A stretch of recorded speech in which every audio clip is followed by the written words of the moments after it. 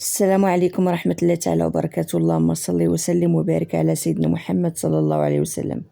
السلام البنات، كي دايرين؟ لاباس عليكم؟ تنتمنى تكونوا دائما بخير وعلى خير. اليوم ان شاء الله البنات كما تشوفوا نقدم لكم طريقة تحضير الحلوى التمر. تجي روعة في المذاق وتجي تذوب في الفم. نبداو على بركة الله. غنحتاجوا الربع ديال الزبدة، نص كاس ديال السكر كلاصي، قبصة ديال الملح، وغنخلطوا العناصر مع بعضياتها. تنمزوهم مزيان، ضروري البنات تمزوهم مزيان حتى يتجانسوا العناصر مع بعضياتها حتى تولي بحال الكريمي. سر النجاح ديال هاد الحلوى هي تولي هكا بحال الكريمي، العجين بحال الكريمي بحال هكا. ما تحببش لكم الزبده على فكره خاصها تكون بحراره المطبخ، ما تكونش خارجه من الثلاجه. غنحتاجو كاس ديال الزيت،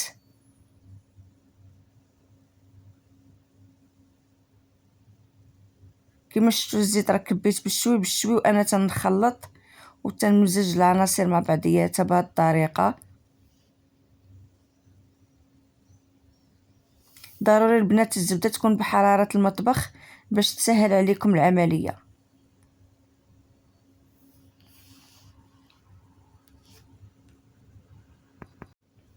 غنزيدو بيضه، كذلك نمزو العناصر مع بعضياتها بهذه الطريقه.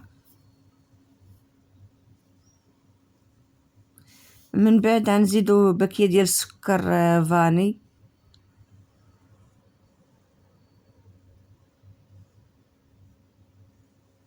وحنا تنمزجو العناصر مع بعضياتها بهذه الطريقه.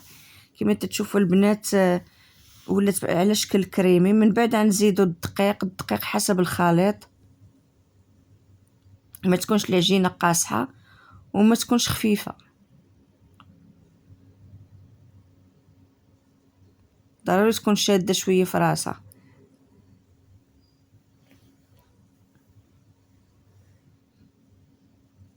هاد العجين ما تحتاجش ديروا فيها البنات الخميره نهائيا.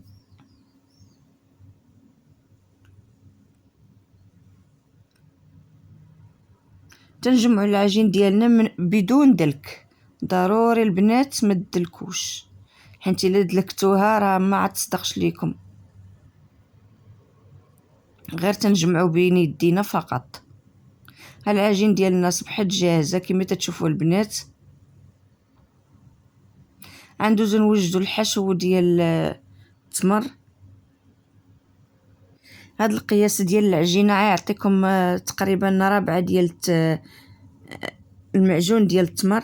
ربعه غنعملوا معاها معلقه صغيره ديال الزبده، معلقه صغيره ديال القرفه،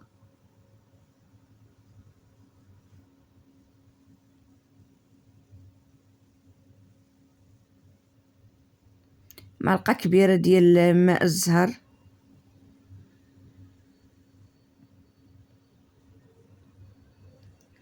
جوج معالق كبار اولا 3 ديال اللوز مهرمش اولا جنجلان اللي بغيتو.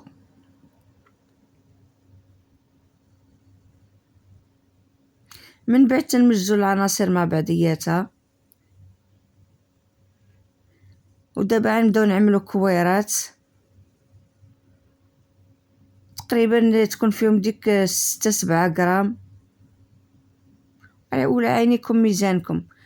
كما تعرفوا ضروري الكويرات ديال التمر غيكونوا صغار من العجين.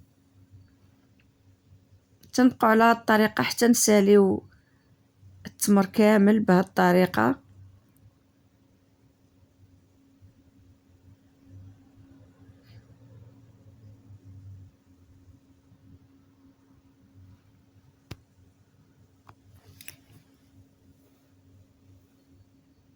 دابا البنات غناخدو العجين غنسرحو بهذه الطريقه، ما نحتاجو لا المدلك ولا حتى حاجه، غير بهذه الطريقه نديرو وسطو الحشو ديال التمر، نلولبوه بيدينا صافي ونديرو بالطابع. ما بغيتوش ديرو بالطابع راه تخلوهم غير كويرات عاديين بحال هكا. كما تشوفوا البنات هذه هي النتيجه، تيجوا روعه في المنظر وروعه في المذاق. غير حاجه وحده تنأكد عليها البنات، ضروري تاخذوا نوعيه تاع التمر تكون جيده، حيت بعض المرات راه تيعطوكم شي نوعيه عيانه تتقصح ملي تدخلها للفران تتولي كالحجره. لهذا تنأكد على النوعيه ديال المعجون ديال التمر تكون نوعيه جيده.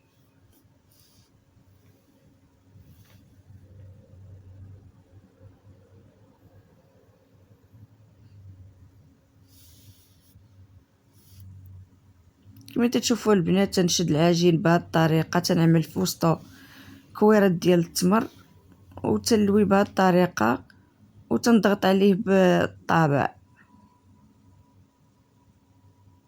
تنبقى على هذه الطريقه حتى نسالي الحلوه ديالي كامله.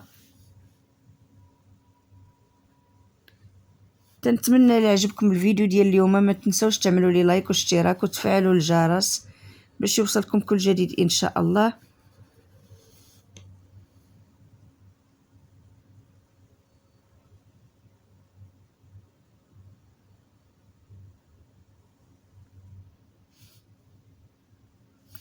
بالنسبه للفران البنات، الفران ما تتسخنوش من قبل حتى تدخلوا اللاطه عاد تشعلوا الفران، تتكون العافيه مهيله عاديه منقوصه شويه وتنخلوها طيب على خاطرها. كما تشوفوا البنات هذه العجين ديالي كما جات روعه.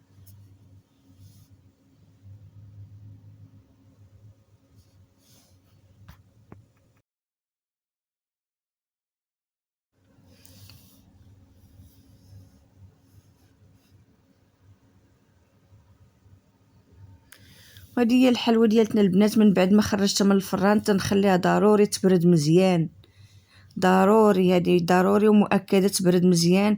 عاد نمرمدوها في سكر كلاصي، والسكر كلاصي يكون تا هو من النوع الجيد. الا مرمدتوها في سكر كلاصي وهي باقا سخونه او دافيه راه السكر كلاصي تيذوب وما تتبقاش عندها، ما تتبقاش عاطيه منظر زوين. كما قلت ضروري الحلوى تبرد مزيان والسكر كلاصي يكون نوعيه جيده، وحتى التمر المعجون تاع التمر يكون نوعيه جيده، هادو تنأكد عليهم. والفران ما تشعلوه حتى تدخلوا اللاطه عاد تشعلوا الفران، ديروا على نهار مهيله وتخلوه يطيب على خاطر. هذه الحلوه ديالتنا البنات كما شفتوا تتجي روعه البنات في المنظر وروعه في المذاق. تنتمنى الفيديو ديال اليوم ينال الاعجاب ديالكم. خليتكم في رعايه الله وحفظه، والى فيديو جديد ان شاء الله، والسلام عليكم ورحمه الله تعالى وبركاته.